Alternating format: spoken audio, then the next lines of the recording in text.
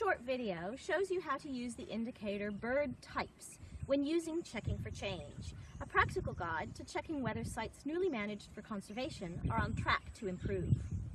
And BirdTypes doesn't require you to identify all the birds you see. It simply asks you to try to pick out everything that looks like it might be a different species. You can use binoculars, can be helpful and a bit more fun that way, but you don't have to. So here I am at the start of my survey line, step 0. I don't have to remain wedded to this spot. What I'm going to do is spend about 10 minutes looking and listening across the site that's being managed for conservation. So I know that my site extends just past the trees that you see beyond the dam. I know that my site extends to that clump of trees beyond the power lines. And I know that my site extends well into these woodlands here on my right, over to the far side of them. So what I'm going to do is stand here, wander around just a little bit, and for 10 minutes I'm going to look and I'm going to listen really carefully.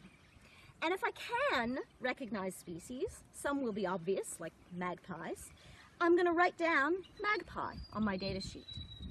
But if I hear something or see something and I don't know what it's called, but it seems different than anything I've seen or heard thus far in my 10 minutes, then I'm going to write down a short description of it.